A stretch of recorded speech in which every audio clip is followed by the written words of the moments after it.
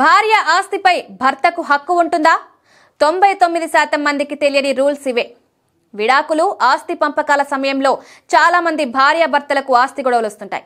అందుకే భార్యలకు సమాన హోదా కల్పించడంపై చాలా కాలంగా చర్చ జరుగుతోంది.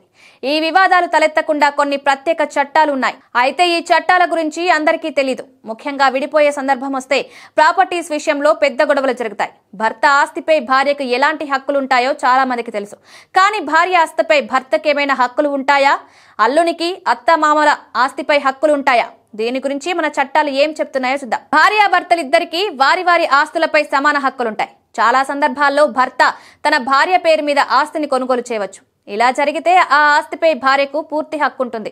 భర్త అటువంటి ఆస్తిని విక్రయించాలనుకుంటే అతను మొదట తన భార్య చట్టపరమైన సమ్మతిని పొందాలి. ఆమె ఆమోదం పొందిన తర్వాత మాత్రమే అతడు ఆ ఆస్తిని అమ్మగలడు. అంటే భార్య హక్కులకు రక్షణ ఉంటుంది. ఒక ఆస్తిపై హక్కులు భార్యాభర్తలు ఇద్దరూ కలిగి ఉన్నప్పుడు ఒక్కొక్కరికి 50% వాటా ఉంటుంది. విడాకుల సందర్భంలో భర్త ఆస్తిలో భార్య తన వాటాను క్లెయిమ్ చేయవచ్చు. అయితే భార్య ఉద్యోగం లేదా వ్యాపారాన్ని కలిగి ఉంటే పరిస్థితి భిన్నంగా ఉండొచ్చు. విడాకుల తర్వాత ఆమె ప్రాపర్టీలో నివసించడానికి, స్వాధీనం చేసుకునే హక్కును కలిగి ఉండొచ్చు. ఏదేమైనా ఇద్దరి పేరు మీద ఉన్న ఆస్తి భర్తకు కూడా సమాన హక్కులుంటాయి. చట్టం భార్యాభర్తలిద్దరినీ సమాన హక్కులు కలిగిన ప్రత్యేక వ్యక్తులుగా పరిగణిస్తుంది.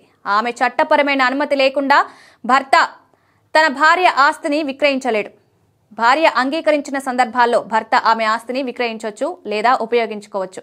భర్త తన భార్యతో కలిసి ఉమ్మడిగా కలిగి ఉన్న ఆస్తిలో వాటాను కలిగి ఉంటే అతను సరైన చట్టపరమైన విధానాలను అనుసరించి తన వాటాను విక్రయించవచ్చు. భార్య తన కుటుంబం నుంచి పూర్వీకుల ఆస్తిని వారసత్వంగా పొందవచ్చు. ఈ ఆస్తిపై భర్తకు ఏమైనా హక్కులు ఉంటాయనే అంశంపై చాలా మందికి అవగాహన ఉండదు. అయితే ఆస్తి ఎవరి పేరు మీద ఉంది అనే దానిపై సమాధానం ఆధారపడి ఉంటుంది. భార్య తన పేరు మీద వారసత్వంగా వచ్చిన ఆస్తిని కలిగి ఉంటే భర్త ఆమె సమ్మతితో మాత్రమే హక్కులను పొందవచ్చు. దీని అర్థం భార్య ప్రైమరీ ఓనర్షిప్ కలిగి ఉంటుంది. ఆమె అనుమతిస్తేనే భర్త ఆస్తిని ఉపయోగించుకోవచ్చు లేదా విక్రయించుకోవచ్చు.